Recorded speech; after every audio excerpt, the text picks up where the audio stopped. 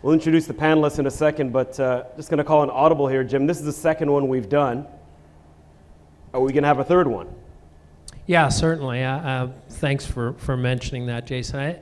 One of the things that the industry and particularly Woodbine Entertainment people have judged us on is a lack of transparency, and I think that's been fair criticism. And working with our communications group, we certainly are making a much greater effort in the first conference that we had at Woodbine and today were the start of really hoping that we can work with the stakeholders, the horsemen, and all the stakeholders in the industry to be transparent and communicate with people how the industry works. I mean, there aren't a lot of secrets, and we're going to show you some things today that I think that people have said to me, wish we knew that before. We now have a better understanding of how the industry works, and we've bent over backwards to explain the economics of the industry. As I say, we're going to do a bit of that today. We've bent over backwards with our wagering customers to explain just the takeouts and the reasons that Ontario is different than other jurisdictions in terms of takeouts, Jason. So, we want to work with the horsemen and communicate, and this is the start of a series. And so this is a great opportunity to do it today. And the answer to your question is we want to continue to be transparent and work with the horsemen and communicate. So we're planning on continuing forums like this. They may not be exactly this forum, but we certainly want to have our horsemen and our stakeholders generally having the feeling that we're working with them and communicating and understanding the issues that we have and also the issues that the horse people have. All right, a lot of moving parts, obviously, so dialogue very important. Special hello to those of you watching via live streaming. I know we have a gathering here, but there are a lot of people watching via live streaming. So we're looking forward to talking about just vast amount of different subjects, obviously, within this industry. A lot of change, people want answers. We can't take questions from everybody that's here, so there have been questions that have been delivered earlier on, and we'll address those with the panelists. Speaking of which, we're joined by John Hayes, Independent Chair, Board of Directors, Ontario Racing. We have, of course, JB, Jessica Buckley, President, Woodbine Mohawk Park. Also joining us, Brent Stone, Director, Regulatory Compliance of AGCO, and Jim Lawson, CEO of Woodbine Entertainment. So we're going to try and keep things moving. We're starting a little bit late. I know there was traffic. A lot of you had trouble getting here. We appreciate you being here. And once again, no time for one-on-ones, but these questions are from people in the industry, and we're going to attack those right now. Timing is everything. Timing's impeccable. Mine is kind of bad, kind of stinks. I just moved actually from the harness side to the thoroughbreds, and obviously we're in the midst of an exciting time. Breeders' Crown eliminations coming up tonight and tomorrow night. Breeders' Crown action next Friday, next Saturday. We have the Mohawk Millions announcement. That's exciting. That's going to be coming up as well. So Jessica, we begin with you, and obviously you got to prepare for an event like this, and basically over the last 2 years your team has been doing this, getting set to host the Breeders' Crown. It's now just 1 week away. How are things coming along? Yeah. Thank you, Jason. Things are coming along extremely well. When we made the decision to move out here year-round to Woodbine Mohawk Park, we knew that the fan experience is second to none, and we were really looking forward to hoping to host a Breeders' Crown, and started working with the Hambletonian Society and putting it together. And we've had a Breeders' Crown committee that attended Breeders' Crown last year in Pocono and have worked diligently with Hambletonian Society all year long getting ready for this weekend and for next weekend. So things are coming together extremely well. I just heard that this tent is 98% sold out for Saturday night, so that's exciting. Jim, obviously people want to know, I can feel, I don't want to say skepticism, but concern on this side of the equation once the harness equation is no longer at Woodbine. People want to know, what's going to happen now with this facility in Woodbine Mohawk Park. Over the last couple of years, obviously racing moving here on a full-time basis. They've done things like winterizing the facility, expanding the paddock is obviously huge. The brand new kitchen, the Mohawk Harvest Kitchen, gaming expansion, it just goes on and on and on. So I know a lot of people want to know what exactly is your vision for Woodbine Mohawk Park. Well, the vision is underway, that's for sure. And I think I've said it many times that given the state of the industry, and I expect there will be consolidation, and I don't mean consolidation necessarily in terms of Ontario, I just mean the way the wagering world is going and sports wagering is going in the United States. I think that there's a real opportunity with the positioning that we have at Mohawk that we can make Mohawk the center of the harness racing world. I think that we are funded for the long term. I think we have made a decision as a result of the funding for the long term that we would invest in this facility. I said to our employees the other day, it's just amazing to me where we were. I sat with the minister, or the chief of staff, not the minister of finance, Dwight Duncan at the time in 2013, and it was doomsday for all of us. In fact, at the Queen's Plate in 2013, Nick Eves at the draw that day, Nick Eves said this is going to be the last Queen's Plate at Woodbine. And he wasn't being dramatic. I mean, we really believed it was the end of it. And we had to make a decision in those discussions in terms of funding at the time between Mohawk and Woodbine. Would we keep one facility open or two facilities open? And once we've had subsequently the long-term funding agreement, but as soon as we turned the corner. I had a lot more confidence in this industry in 2014 and 15 because I knew that the way that the government was thinking. And when I look today, from a time where one cold night at the Frost Building, appropriately named at Queen's Park, whether we were even going to have horse racing and whether we could keep one or two racetracks alive, and when I see what's going on with the Breeders' Crown this weekend and next weekend, and with the Mohawk Million, what we've done in terms of reinvesting in our clubhouse, in the outdoor facilities, the new paddock.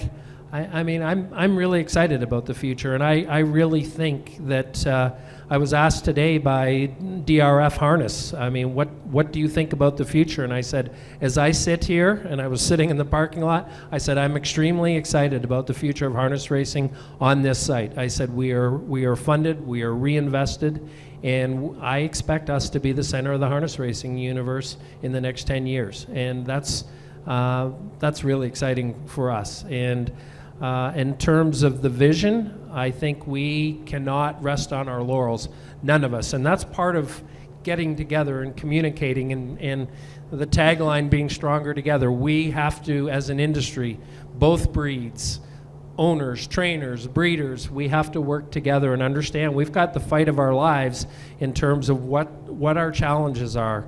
And our challenges are the pari mutuel model in terms of the economics that pari mutuel model spews out, the advent and the coming of sports betting, which we'll maybe have a chance to talk about later. Sports betting in this province, what will that do to the horse industry? We've already seen the challenges that the casinos have brought, and we've seen the challenges that lotteries have brought. I mean, it wasn't, and then all the choices in the entertainment dollar.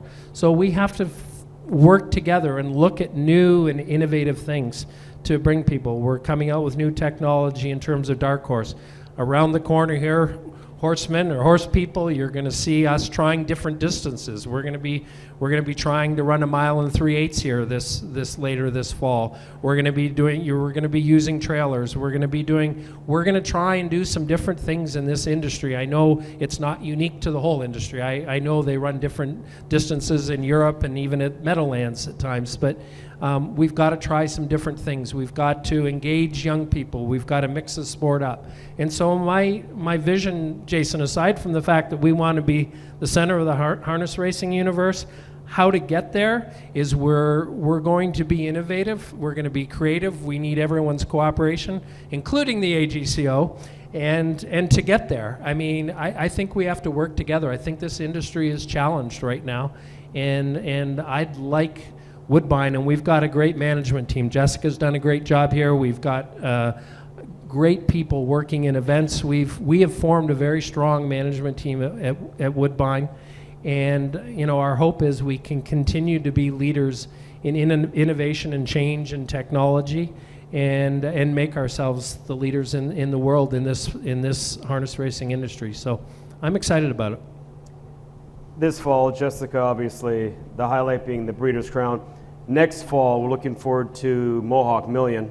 What's the reception been like so far from the owners? Yeah, so we made the announcement for the Mohawk Million and an innovative concept of these Pegasus-style race just before the Lexington selected sales. And I have to say, being down at the sales and having the $2 million yearlings sell was pretty exciting. And then, of course, we were hopeful that those two horses will end up in the Mohawk Million next year. So reception has been fantastic. We've had tons of inquiries, and we worked very closely with the AGCO on the conditions, and we've got those ready to go, and February 17th is the deadline. So we fully expect that we're going to be oversubscribed to the 9 slots that are available, and then the 1 slot that will be held for the William Wellwood Memorial winner. John, obviously this creates a lot of opportunities within the wagering portion of this equation, and substantial numbers. But let's revisit, we talked about this before in the first session, the home market wagering and why the home team has to come first. Well, thanks, Jason.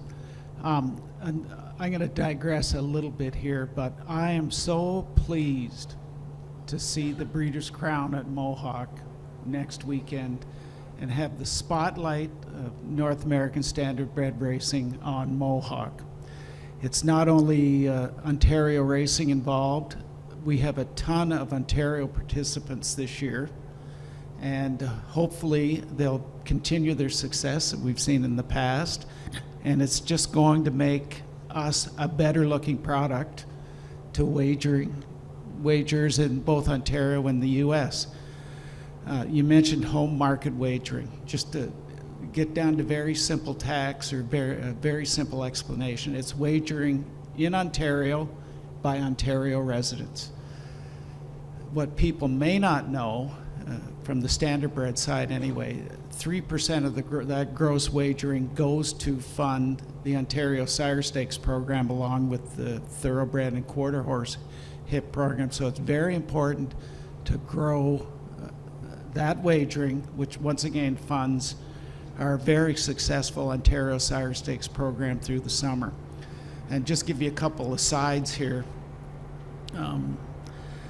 Catherine Curry and I were talking to the Woodbine wagering people 2 weeks ago on a Monday afternoon, and I asked the question, are you going to have a mandatory payout on the high 5 at the Breeders' Crown? And I think it was Greg said, well, we don't really talk about it because it's bad luck.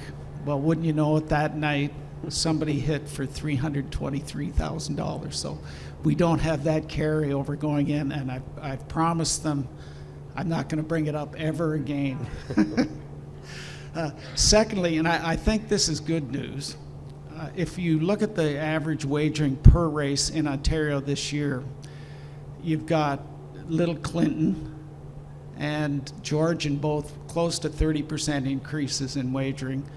We've got healthy increases at Mohawk, Flamborough, Grand River, Fort Erie on the thoroughbred side. So if we can keep that momentum rolling into next year and get back to driving wagering on the thoroughbred side in the province, I think we're taking the right steps. So I'm pretty pleased with everything all around.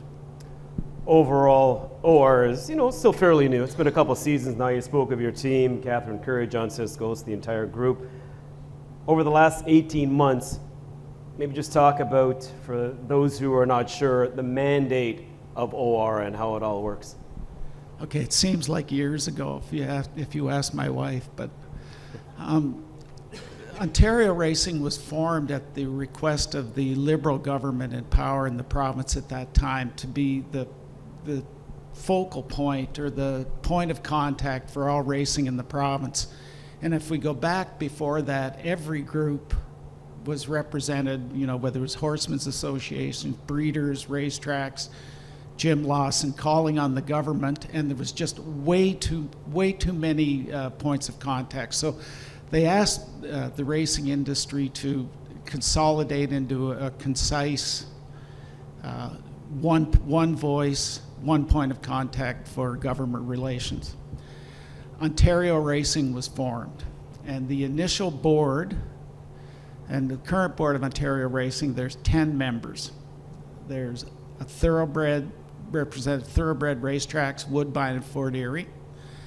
Standardbred racetracks, we have Mohawk plus a board seat for the medium-sized racetracks in the province and a board seat for the smaller racetracks in the province.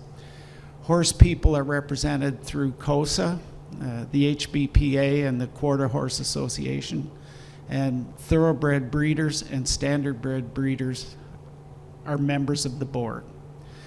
Underpinning the board, there's a number of committees. We have a committee each for the Standardbred Horse Improvement Program, Thoroughbred Horse Improvement Program, Quarter Horse Improvement Program. We have a Government Relations Committee that I'll talk a little more later that regularly meets and discusses what's coming up and what we need to get to government on.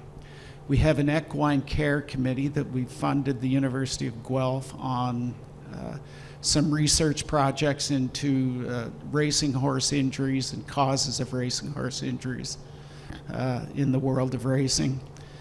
And we have a wagering group which is tasked to look at innovative ways to bring more betting, more wagering to the province. They're pretty robust meetings, but I'll honestly say I'm really happy. By the time we get to the board has been fairly unanimous on every vote we've had throughout the year. So with that in mind, the board is now fully functioning. Members for every one of the groups I mentioned earlier, and I think working fairly well. To the point that at the end of March last year, we signed a funding agreement that Jim referred to with the province, and that was signed by the Ontario government, Ontario Lottery and Gaming, Ontario Racing, Woodbine Entertainment, and a group called Ontario Racing Management. Ontario Racing Management is a fully owned subsidiary of Woodbine Entertainment. However, all direction is taken from the board of Ontario Racing. And if you think about it, Ontario Racing Management carries out the board recommended actions, you know, whether it be HIP programs, government relations, etc. And I think they're doing very well. The other thing I'd talk about is I think we do have a very good collaborative working relationship with the OLG and things like promotion, advertising. I think a lot of you have seen the ad for the race horses running through the golf course, theater, bowling alley, or whatever. And that's sort of an overarching, you know, let's get to know racing in Ontario, or think of Ontario racing as an alternative entertainment source. We're also beginning to look at what Ontario Racing can do as far as short-term, what can you do today to get wagering increase tomorrow. And as we work through the next couple of months on that one, there'll be something coming forward on that one. I mentioned earlier too about government relations. We've met basically with every MPP from the various racing jurisdictions and the racing ridings in the province. And in fact, Catherine Curry and I met with Rod Phillips, the Minister of Finance, about 3 weeks ago.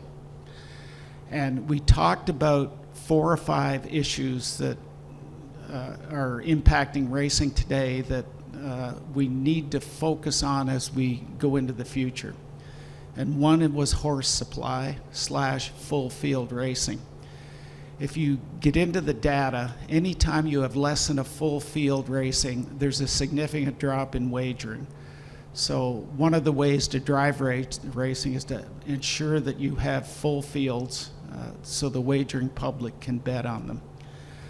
The next thing I talked about was the criticality of the completion of the Woodbine construction project. In my opinion, racing in the province at the major league level is contingent upon successful completion of that project. Thirdly, I talked about some issues in the thoroughbred breeding business. The Stronachs, Adena Springs are leaving the province and disbanding their brood mares. We've had some deaths in the industry from breeders' chucks or chicken dance. And it's just not healthy right now. So we've undertaken through our Thoroughbred HIP committee to overhaul that program to increase or make the broodmare bands far more attractive to potential Canadian and U.S. buyers. The breeding stock on the thoroughbred side, in my opinion, has got at a dangerously low quality and quantity level, so we've got to look at that. Jim mentioned it also, but we talked to Phillips about the need for Ontario Racing to be involved in sports betting in the province as it rolls out, if approved by the federal government. We also talked about the demographics of racing in the province. I've got a bit of a background in the casino gambling industry, and the demographics of the horse player are not radically different, and that's likely a 55 plus age. We've got to get at the younger adult better. We get them out to the Queen's Plate, the Prince of Wales, the North America Cup, the Battle of Waterloo. The idea would be to get that younger crowd from that event to come back to the races for another night, whether it's a night out with their friends for dinner, etc. But we've just got to work to bring those younger future horse players in, and something like Dark Horse, which is a product for a new wagerer who was basically tech savvy and not a lot of knowledge to make racing far more enjoyable. So all in all, it's been a tough year, a long year. I'd like to personally thank people like the Ontario government for their support. I'd like to thank Woodbine Entertainment both for cash and talent to run Ontario Racing. I'd like to thank the OLG also. It's been a pretty collaborative approach, and there's not a week goes by where we don't meet with them. But mostly I'd like to thank Catherine Curry and her team. If you go back 15 months, most of that team had never been exposed to racing before, and they're worked through the learning curve, now up to speed, and they are making a significant contribution. So all in all, we've taken a couple little steps, but there's a lot of giant steps left to go with racing in Ontario. All right, thank you, John. Brent, you're next. Thoroughbreds started, I think today, if I'm not mistaken, with their new urging rule, only being able to hit underhand. It's been here for the harness side of things for quite a while. Why did AGCO see fit to change the rule? I mean, I know for the harness side, it went from being able to strike one-handed to now having the hands in the handhold, and now it's just more of a wrist action. Yeah, a great question, Jason. As the regulator in the room here, we're always looking for opportunities to enhance the welfare and well-being of our equine athletes and our participants. And the urging rule, I think, accomplishes that. The wrist-only action accomplishes that. One of the things that I guess everybody in the room should understand is that the stakeholders within the industry got together. A number of them are in the room here today, actually, and contacted the regulator and said, we think we have an issue with the urging and we'd like to meet with you. And so we had a meeting, and they not only came to the meeting with their issue, but they came with a solution as well. And they came with a solution and an attitude of, we want to be part of fixing this going forward. So with that attitude and that kind of cooperation, we were able to put in this new urging rule fairly quickly for the North American Cup week back in June. We did it here at Mohawk. Without the cooperation of the industry and the buy-in from the stakeholders, as a regulator, it's very difficult to make those kind of moves. So, from my perspective, that's kind of the gold standard of how things should get done when it comes to changing rules, regulations, and policies and things like that. So it was a great example of that. As we have kind of progressed along, we brought out the urging rule to the rest of the tracks in Ontario in August, beginning of August. And I would say, we're at the point now that things are starting to kind of settle down. So there needed to be an adjustment period. We spent a lot of time, obviously, educating the drivers, educating our judges and our racing officials how to call it. And when you bring a change like we did to the urging rule, it's only natural that you're going to have an increase of educational sessions, warnings, rulings, and we've seen that. We've seen a spike in that. But as time has gone along and everybody has kind of adjusted, the drivers and our judges, I think we've finally come to a bit of a leveling off. And from my perspective, I think our product here in Ontario looks second to none across North America for the urging. I look at some key performance indicators. The horses seem to be going just as fast, if not faster. Wagering didn't seem to be affected by us moving in. So I know there's some other jurisdictions south of the border, I think, that are also looking at our urging rule and maybe adopting something similar. So I think all in all, it's a good news story.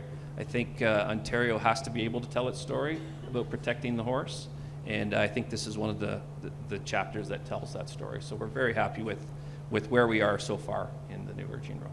And Jim, Woodbine Entertainment was one of the first to jump on board. Yeah, I wanted to comment on that in this context. I mean, first of all, I mentioned earlier about working together in relationships, and on the harness side, working with COSA, working with the AGCO to make that move in the spring was great, and the same thing has now happened on the thoroughbred side. Again, working with the HBPA, working with AGCO, we are seen as innovators. I was just over in Europe at a major horse racing conference, and we have an opportunity, especially in North America, to be seen as a leader and innovator. And there's reasons for this, and Brent and I have been talking, and I've been talking to the AGCO, and you've all heard a lot, especially as a result of the Kentucky Derby, on Category 1 versus Category 2 interference rules, which would be equally applicable to harness racing in terms of, but it got a lot of press this year because of what went on in the Kentucky Derby. But the message loud and clear from the rest of the world, and the reason I keep mentioning the rest of the world is harness racing and flat racing, they're thriving in Australia, they're thriving in other parts of the world, and our wagering increase and the quality of the product that we're putting out there in terms of our Simulcast product has a lot to do with our economics right now. And so when we talk about things like the urging rule and being innovative and the things we're doing with technology, and the entire rest of the world is on Category 1 interference rules, except for Canada and the United States. Well, the United States, interestingly enough, I don't think the United States will do anything until Canada does something. I mean, I know that sounds backwards, but I think if we move, it's going to put a whole lot of pressure on them. And so this isn't an AGCO-directed comment, but the world is becoming smaller in terms of the wagering, and our greatest wagering increases are in Australia. New Zealand approached us last week because they like what we're doing here, and they like what we're being innovative. The urging rule is just a step that we've taken to show, hey, we're different, we're up for change. And when you think of not only the wagering around the world, you also think about young people and a new demographic. They do not want to, especially the older demographic is used to it, but a younger demographic, when they start hearing about horse injuries that are getting a lot of press, obviously more so on the thoroughbred side, but urging and overhand whipping, The younger demographic, it's a much tougher sell. But if we can take the lead on things and show our safety record here, and that's why we put so much effort into maintaining the track here and the track at Woodbine, our safety record and the urging rule, it's going to be a much easier sell to market it to a younger demographic. And so all of these things are consistent. And when you get on that international stage, you really want to work with the rest of the world in terms of rules and conformity, because the world is shrinking as a result of simulcast wagering. And so that's why you see us being very sensitive to these areas, Jason. And thank you again to the AGCO for working with us. John, in terms of OR, what role does it play in terms of the safety of the sport? We're lined up with Jim exactly on this, that safety is paramount. And I'm just being a little greedy when I say this. The last thing we need, especially in our feature races, is a rider or a horse get hurt. And anything we can do, it's one of the reasons we have our equine care committee. Anything we can do to foster safety on the racetrack, we're behind it. There's just, between jockeys and drivers, there's a ton of trust on that racetrack, and we've just got to make it a level, safety-oriented playing field for them, and with anything we can do. Speaking of which, let's piggyback off that, Brent, because that's been a popular question in terms of what can AGCO do to ensure that we're all playing on that level playing field? Yeah, a very big question as a regulator when we get out of bed in the morning and go to work. That should be at the foremost of our mind is the level playing field. As the regulator, we want compliance, and most of our licensees and participants in the industry do comply and want to comply with the rules. But it's really our job to try and get that level playing field. When you think of the regulator and you think of the level playing field, there's a couple of major areas that I think come to mind. And the first is the equine medication control program. What does the regulator do to deal with that issue? And we do a number of different things. It's quite a kind of a spidered world, if you will. Everything from picking horses that go for test at the end of the race, using some data, some intelligence information, and making those choices, to our out of competition testing program. We have our what you would know as investigators. We call them compliance officials now. They go out and do out of competition testing, and we do that strategically as well. We also work hand in hand with the labs. We have our partners at the CPMA, who obviously do a lot of testing for us, but we have some private labs that do some testing. And as we have our compliance officials out in the field gathering information, coming across things, we need to share that information with these labs, because that helps them help us in this cat and mouse game of the equine medication control. So there's a number of things that we're doing around that. It never ends. There's always something on the horizon. We're always trying to be seen in the backstretch and be part of the community, because again, the community will help us in combat any kind of medication issues. The other thing that I think the regulator needs to be, that comes to mind in the level playing field, is the development of the rules and policies and keeping with the times. So, we just spent a little bit of time talking about urging. That's a prime example of the industry coming to us and saying, we need this rule change, and this is the reason why. I think we've also been pretty proactive on a couple of rule changes. For example, the 24-hour race day medication ban that we put in place. We were one of the last major jurisdictions to put that rule in place. And when we did put it in place, we actually put it in, it's a fairly strict rule. And it's actually a little bit longer than the 24 hours, because it's 24 hours from the first race of the race card. So if you're in a race after that, it's actually longer than 24 hours. So again, that's a rule in which we put in play, hopefully helping create that level playing field. We have also put in a couple other rules where we have prohibited the possession of shockwave therapy machines in the stabling areas. You can't have them in there at all, along with the blood gas machines. Again, trying to create that level playing field. And then, finally on the rule part, we have participated in standardbred rules harmonization, both with the USTA and with Standardbred Canada over the last year. So we have tried to get our rules to be harmonized with the rest of North America so that the participants and the betting public and the fans are hopefully seeing consistent rulings or calls and the way things are dealt with.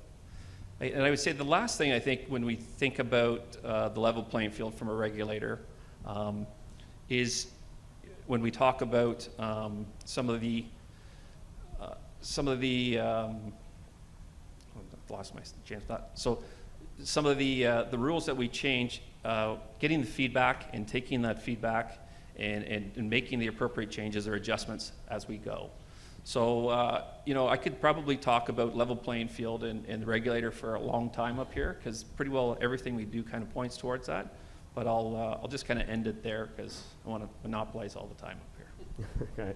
Integrity, Jim, in terms of racetrack operators' point of view, what can Woodbine Entertainment do to promote that, you know, clean sport aspect? Well, obviously, it's a topic regularly that we have to deal with, and you know, one of the things that we've been preaching, I've been preaching, is that it's much on the theme that I said earlier. There's no question in my mind, having traveled a lot into different racing jurisdictions, that North America is perceived as a racing jurisdiction, thoroughbred and standardbred, where we're not playing on a level playing field with each other. And I think the AGCO is doing a great job. The programs are much stronger than people appreciate. Having said that, it's an extremely difficult job. And my view of it is that the stakeholders in this industry, the horse people in this industry, have to change the culture. I've said this over and over, that there needs to be a grassroots change in terms of the approach to this sport. We are living in an international world, depending on international wagering, and if the perception of racing in North America continues to be an illegal playing field, then the horse people have to take a good look at themselves and say, we need to change the culture. And the culture to me today, and I don't mind saying it, is if you can get away with it, it must be okay. And there's a lot of that goes on. And it needs to change. And much beyond, I love this sport, but in decades, in the next decades to come, that grassroots culture has to change, Jason. And what can a racetrack do? We can just keep preaching over and over that we want a level playing field, and it needs to start with a grassroots movement from young people getting into this business as owners and trainers, that we are going to create a level playing field. Because right now, people are always staying ahead of what the AGCO is trying to do. And I think we have to be honest with ourselves. We need to change the culture of this sport. And it's thoroughbreds and it's standardbreds, and we have issues at both racetracks. And it's got to change. And I feel very strongly about it. What can we do? Doing what we're doing right now, talking about it and say it's up to you guys. If you love this sport, we've got to change the culture of this sport. So that's the way I feel about it. All right, thank you. Brent, we have some horse people asking about the consistency of track surfaces at Ontario racing tracks across the province. Is there a rule in place to ensure the track conditions are ideal for both safety and consistency? So the quick and short answer is yes.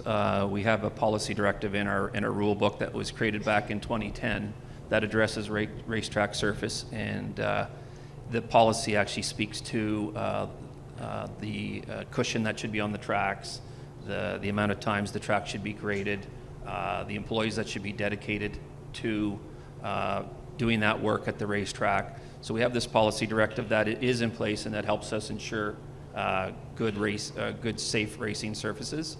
We also have one of our racing officials that goes around at the start of all the meets. So some of the smaller tracks that are seasonal, before they start up for the year, we have our racing official go around and we'll do an actual inspection of the track and the site, and take a look at the logs and the records, and talk to the maintenance people, the track maintenance people, and ensure that everything is in order. And then, of course, on a daily or nightly basis, we have our race officials that are at the tracks, and they're constantly talking to the drivers to get variants for the races that are happening, for the charted lines. but they're also there to take any questions or concerns from the horse people. From years gone by, we had actual horseman committees that you would take, if you were a horseman, you'd take that to the committee and bring that to our judges or our racing officials. That still happens at some of the tracks. Or you, as a concerned horse person, can obviously contact our race officials directly, and we'll deal with that. The other thing that we have is that same race official that goes around and does the inspections at the beginning of the year, and every track gets inspected. That individual is also what we call our equine accident specialist. And so we send that individual out every time there is a serious accident at any of the tracks in Ontario. And part of that investigation, if we do have a serious accident, is obviously track conditions and reviewing the logs and all the rest of it. So there's a number of things that we're doing to try and monitor racetrack surfaces. And at the AG sale, we've kind of tried to get away from prescriptive rules and have tried to go to standard-based rules. An example of it is kind of the weather standards that we recently put in the last year, where we give the racetrack the flexibility and the decision-making around when to race in extremely cold or hot temperatures. And I see going forward that racetrack surfaces could be an opportunity there where we go to a standard and give the racetracks themselves even more responsibility and say on how they set up the racing surface. So very important to us. Again, it gets to that animal welfare story that we want to continue to tell. Jessica, one of the hot button topics at Woodbine is the backstretch. Will it still be around once all the development starts? Will it be pushed aside? It often comes up here. What about the backstretch here at Mohawk? Any chance that maybe it reopens, or what are the plans with it?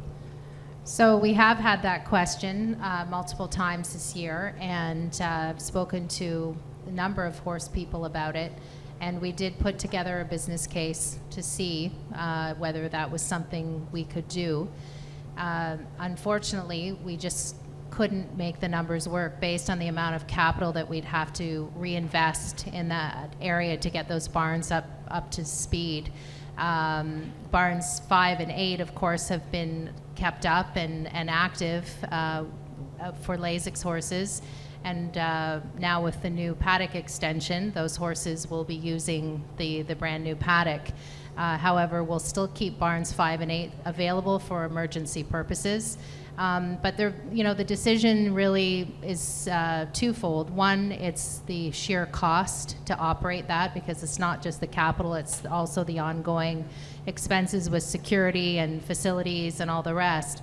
But we also have a lot of training centers that have opened up in the area and are providing a great service. And of course, we wouldn't want to be competing in any way with businesses. So it's a no for now. I wouldn't say it's a no forever, but it's definitely a no for now. Okay, Jim, we'll further this conversation in terms of optics, economics of running a racetrack. That was something that really sort of was an eye-opener for many of us in the first session, in terms of when you break down the numbers and just really tells a story.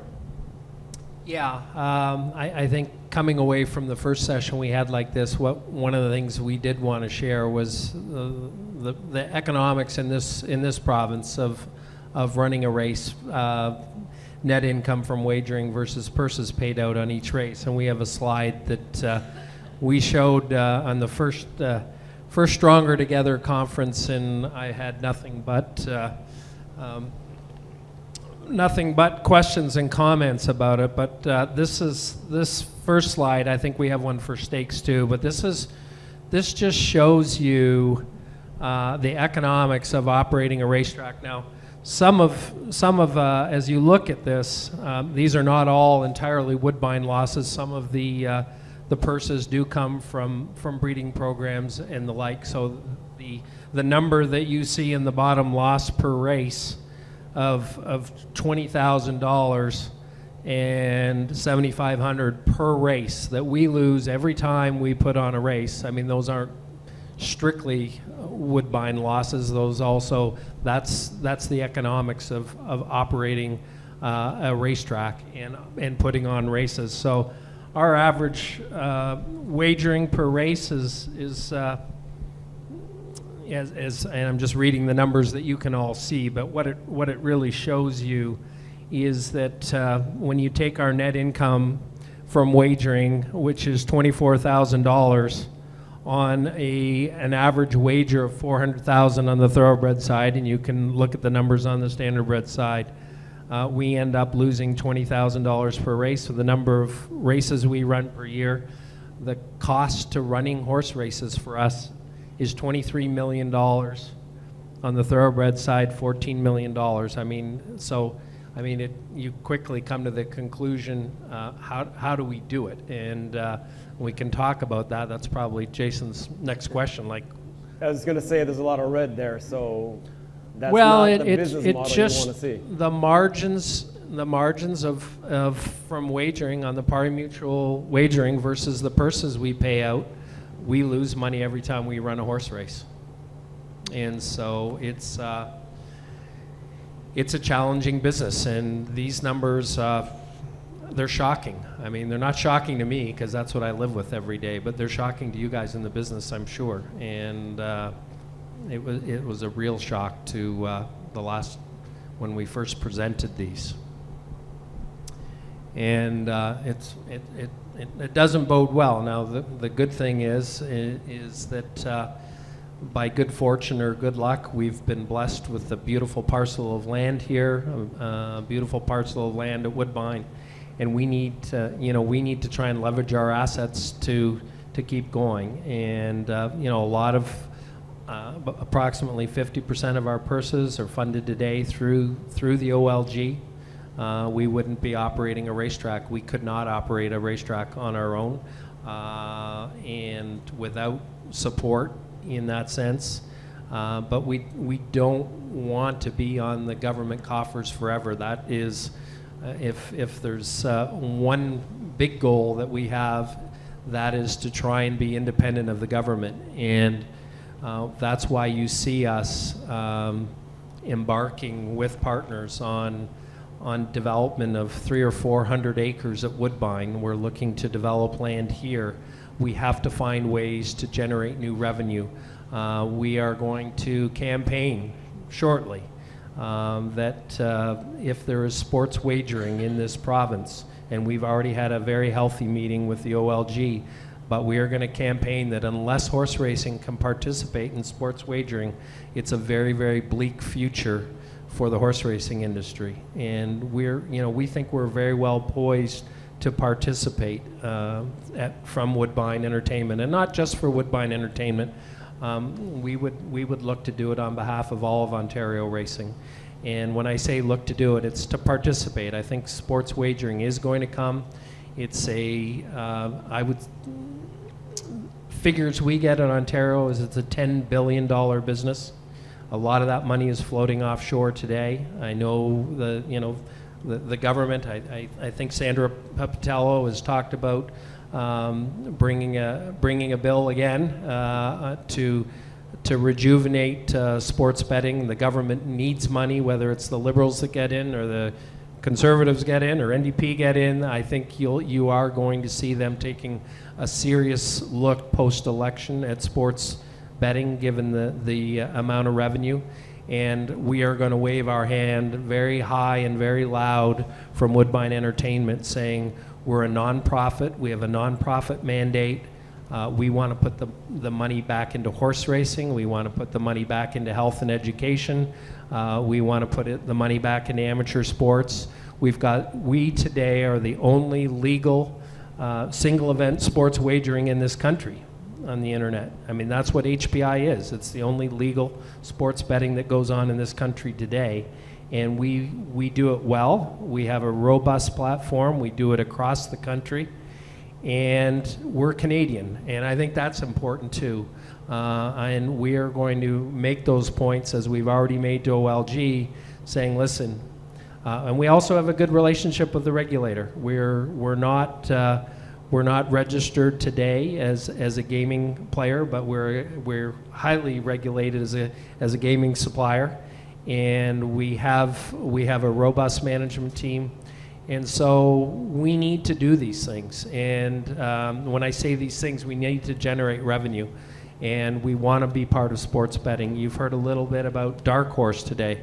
Dark Horse is an application that we're going to roll out in the next few months, where it's in test. Most of the senior management at Woodbine today is using Dark Horse, which is putting the better on a level playing field. Again, I will use that term in a different context, in a level playing field with the big electronic bettors that you know, when you come to the racetrack and you're betting pari mutually, you don't understand that you're also betting against big electronic bettors and using artificial intelligence. And so what Woodbine has developed and spent a lot of money on the last 2 years is using artificial intelligence to put our customer on a level playing field with the big digital bettors. And so we're running this program. I heard the guys that were using it today lost on the first race, but it has an 85% win rate. And when I say an 85% win rate, say, how is that possible? Well, as a young, I say young because it's aimed at a younger demographic who don't like reading the charts or the racing form and find it very complicated. It's very simple, and the idea is that using artificial intelligence, there will be a wagering return. You may not get 100% of your money back. Sometimes you will, but it will let young people come to the racetrack and wager and not find it complicated and use artificial intelligence to do it. So we're excited about it. We are, as far as I can tell, we've talked to a number of U.S. institutions who have been pursuing this type of simple product, because you hear over and over from young people coming to the racetrack, my God, this is so complicated. And so it simplifies it, and it makes people experts using the AI. And so that we're hoping is a revenue source. We're hoping to licensing in the United States, all for the benefit of horse racing in Ontario. So sports betting, Dark Horse, our real estate development. We are doing everything we can to putting this sport, and led by Woodbine, on its own 2 feet without relying on the government for decades to come. And we've already seen what's happened. You know, I think we have I believe strongly, we have a firm agreement with the government for the next 17 years, but we want to stand on our own. And it's things like real estate development and Dark Horse and technology and playing a role in sports betting, which I think we need to play, that is going to have this industry sustain itself and thrive for years to come. And so, Jason, when you see those economics, they are scary. I mean, there's no question. But that's why we're working so hard. We're hiring people. We have 25 people in our technology group, smart, young people. We're investing big time in innovation and making sure we're a leader in putting this sport where it needs to be, on a level that we can do sports betting and work with the best. And we're attractive to the major sports betting companies in the world. They come and see our technology, our HPI platform, and see what we can do in our infrastructure, and we are attractive. And what should make us attractive to government, as I said, is we're Canadian, we're nonprofit, and we'll put the money back into the Canadian economy. Whether it's horse racing or it's other causes, that's what you're going to get out of Woodbine. You spoke of property development being key to the economics, the future of the sport. 6 cranes at Woodbine right now, I think it is? 5 or 6? 6. I Six, counted okay. them the other morning to see if they'd added another, yes. What about here? What's the update with Woodbine Mohawk Park? Well, we sit here, or as we sit here, we're on 440 acres of land approximately, and we're hoping that there's development, that for the reasons I just stated, that there is development coming here. As has occurred at Woodbine, we're hoping that the gaming will be a catalyst for the development, whether that manifests itself in terms of an entertainment center or a hotel. We're hoping that will do it. We have zoning along Guelph line, so commercial zoning. The good news is Milton continues to be the fastest, or one of the fastest, if not the fastest growing communities in the country. So I expect we will see demand for that commercial space, and any net income from property development here much like at Woodbine, will go into horse racing. And one thing that I've been asked many times, and it's important to see this crowd, we at Woodbine do not think of ourselves as Woodbine's a thoroughbred track and Mohawk's a standardbred track, and boy, what's going on over at Woodbine? How come you're not doing it at Mohawk? We don't think that way. We're one company, and any profits from development at Woodbine are going to support Mohawk also. So, I mean, that question gets asked many times when I come over here. They say, how come you aren't doing the same here? Well, we will. We just need the market to catch up. And as far as the balance of the land, it's complicated. It's with the lagoons and the Conservation Authority and the floodplain, it's just not that easy. We have a plan for what I'll call some of the back 40 there in terms of development, but I think the initial development here, Jason, will be around the casino and on Guelph Line, and we're working at it, but we're waiting for that catalyst and trigger. So I'm optimistic that this property, especially as Milton grows, is going to be in high demand. John, we spoke of OR. One of the mandates is to attract a younger base, attract new fans. So what's OR's take on what happened, it's still happening, I guess, recently at Flamborough, where they're trying to restrict people that are under the age of 19 where they can and cannot be at the racetrack? Boy, I wish I had the wisdom of Solomon to answer this one, but Ontario Racing is working closely with Flamborough Downs as we speak on potential alternatives, and all I can say is we'll keep you informed.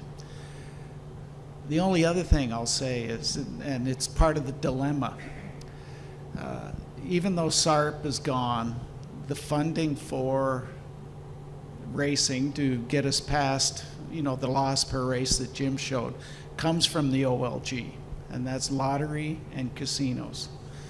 So if you stop the casinos expanding, are you biting the hand that feeds you? And it's a really, really tough dilemma. But I think hopefully we can find our way through it, and we'll let you know. All right, to be continued. Brent, another popular item, the pylon rule. It's not the easiest to understand. You can go inside one or two, but not three in a row, and if you're lapped on and blah, blah, blah. Anyways, one of the suggestions that came about was, can you not just be disqualified for going in one as opposed to two or maybe three? Or are you reviewing this, thinking about this? Any changes on the way, or what's the latest? So I spoke earlier about us participating in the harmonization committees with the USDA and Standardbred Canada, and we've had our pylon rule in play for a number of years here in Ontario, and we actually took them to both those committees, and they actually adopted them. So Ontario's pylon rule is actually going to spread across not only Canada but North America as well. So really no plans to change it, because we're now trying to get everybody kind of on the same page. I know that the talk was about if you go inside one pylon, maybe there should be automatic disqualification. I think there's some scenarios in racing that happen that may be a little too severe, and so I wouldn't be in favor of that. I think you need to leave the discretion with the judges. To quote John Campbell, I think he's in the crowd here. He said that the Ontario pylon rule is not the greatest rule he's ever seen, but it's better than anything else he's seen in any of the other jurisdictions. So, we're always open to suggestions if anybody can come up with a better way to deal with the pylons. But our rule seems to be accepted, and I think it at least lays out kind of what will happen under certain scenarios. I know we've touched on it quite a bit, but just we'll wrap things up addressing it one final time from each one of you. Again, we'll start with you, Jim, and just, I guess, work our way down. What is being done, just trying to attract younger blood, inject younger people into this game, because obviously the breed that's at sort of the top of the list right now, they will be moving on. Yeah, certainly. It's a challenge in a lot of sports. You and I talk often about the Canadian Football League and the demographic there, and the challenges at Golf Canada, the challenges until recently in tennis. We all face the same challenge, and it's about creating that experience, and you hear it all the time. That the new generation of fans, they like streaming, they like mobile. I don't know whether it's fair or not to say, but short attention spans. I think we're probably living in a digital world, and it's a challenge for horse racing. We need to, as an industry, and I think the industry's done a good job of getting people out around big events. Whether it's in our example, the NA Cup, it's lovely here on NA Cup night as long as the weather's okay. But just the crowd, it's a big crowd, it's a different crowd. The Queen's Plate, I think we've done a tremendous job attracting a young demographic to horse racing. But the challenge is getting them back, Jason. And we are. People wonder at times why we put so much effort into our food and beverage, and that's why. It's creating that experience, getting them back, say, wow, the food is great here. The Harvest Kitchen is great here at, I'll challenge anyone to have a better meal at any restaurant in this area than you can get at the Harvest Kitchen at Mohawk. And so that's why we spend so much time, is creating that experience. This year, again, you're going to see fireworks nights here in February, in May. We're now working with the town of Milton that on Canada Day. We're going to race on a Wednesday night this year. I think subject to AGCO approval, maybe still, but we're going to race on Canada Day, which is on a Wednesday night, and have fireworks that night, and then again in August. So just anything to introduce people. A lot of people in the audience. You've either grown up in the industry or you were brought to the racetrack when you were young, and we have to. And that's the kind of thing that we want to do with fireworks. That's the kind of thing we're doing with Dark Horse. Is we've talked to enough young people, and they say, oh, it's way too complicated. They don't. I could ramble on forever, but as my management team knows, but things like pari-mutuel wagering. Young people come to the racetrack for the first time, they say, okay, I'm going to bet $5, and they say, well, it's 5 to 1, and then by the time they go to cash their bet, the odds have gone from 5 to 1 to 2 to 5. Try and explain that to young people coming to the racetrack. It's an interesting challenge. Even the pari-mutuel model versus the prevalence of again, sports betting. Today, sports betting is occurring offshore. I can tell you, when the government starts to rely on sports betting, the authorities are going to step up big time with all the offshore betting. That's what's happened in Meadowlands today, or in New Jersey today. They have clamped down on sports betting offshore, and we need that here too. If sports betting comes and there's fixed odds wagering, we need, I'm harping on this, but in the sense that a younger crowd is going to be attracted to sports betting. They're going to be attracted to fixed odds. We probably need fixed odds wagering in horse racing. And so that too is subject. We're only licensed to do pari-mutuel wagering, but so the world has to change to appreciate. Our world has to change with the help of the regulatory authorities and criminal code to make this from a wagering standpoint, because our only sales are wagering. We do well with our food and beverage, but if anyone who's run a restaurant, it's a tough business. Margins are thin, and it's a tough one, especially in the horse racing industry. When you think of it, if you run a restaurant, or any of you have been involved in the restaurant, you want to churn people over 3 or 4 times a night if you can. That's why if you get a reservation, try and get a reservation at 6:30, and they say, well, no, you have to come at 5:30 because they want to start churning it. And so when you think of what we do from a food and beverage perspective, we have one sitting a night. And so we're servicing people for 6 hours a night. So it's a tough business from an F&B standpoint. We need to create additional sources of revenue, because F&B's not the route. F&B is the route for experience. And we've got to bring in that new demographic. And part of it is going to be wagering and giving them experience, and the things like fireworks nights, things like the Queen's Plate Festival, all the events that we're doing. And we just sat down 2 days ago and started planning the events for Mohawk. next year. That's why I can speak with some confidence on the Wednesday night on July 1st here. But anyway, I think that we're all sensitive to it, and the industry, again, has to change its way somewhat to appreciate that, much like Golf Canada and other sports, there's a whole new consumer out there that consumes sports in a different way. So we're sensitive to it. Brent, anything to add? Yeah, I mean, we've talked a little bit about the urging today, and I think that's an obvious one from a regulator's perspective. I know in bringing new people to the races, especially young people, they have no tolerance for the excessive urging of horses. It's really sensitive. I think our 24-hour race day meds ban speaks to that as well. They don't understand why racehorses would need any kind of medications within that 24-hour period. So there's some obvious ones. You know, I think the younger fan too is, in sports in general, is really used to the officiating, explaining calls or reviewing calls and getting the call right. We as a regulator have worked hard at publicizing our senior judges and senior stewards reports at the end of our race cards, and we've actually attached video to those inquiries and calls that our race officials have made. So again, we're trying to explain to the fans, the bettors, and even the participants what our calls are. The nature of officiating is that not everybody agrees with what we do all the time, but if you can understand it and look at a video and try and relate it, then it definitely helps. So those are just a couple of things as a regulator that we're trying to do that I think touches the younger generation and their expectations of coming to a sport like horse racing and spending their money on it. Jessica? Yes, so I think Jim covered off a lot of excellent points, but I would add one, and that is that the younger generation only wants to support companies that are truly giving back. And Woodbine has had, years and years of a history of corporate citizenship, and through our Woodbine Cares program.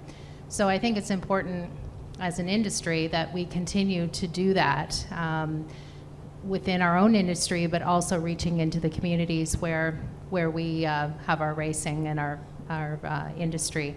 The Breeders' Crown Charity Challenge, I didn't touch on that earlier when we spoke about Breeders' Crown, but this is an initiative between Woodbine Cares and our title sponsor, the Libfield Cats Breeding Partnership. And Marvin Katz went out and had 7 stallion breedings donated that we auctioned off in Lexington.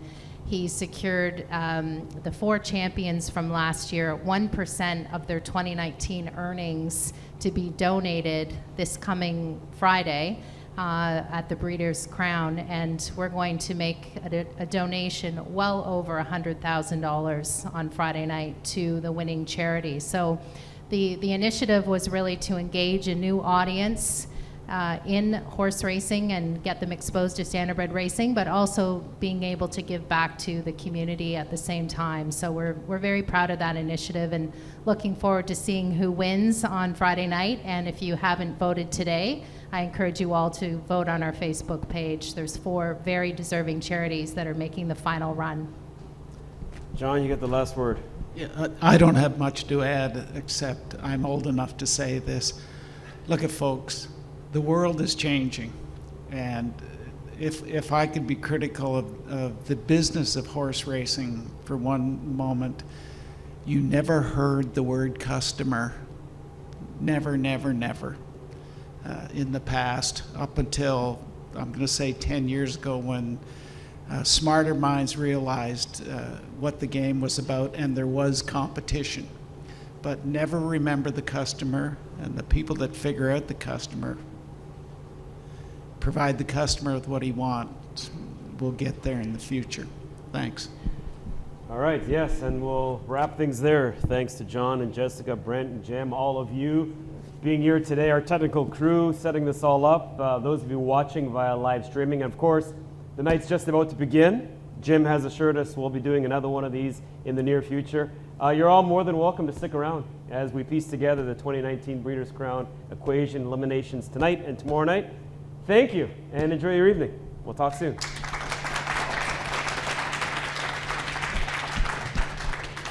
All righty.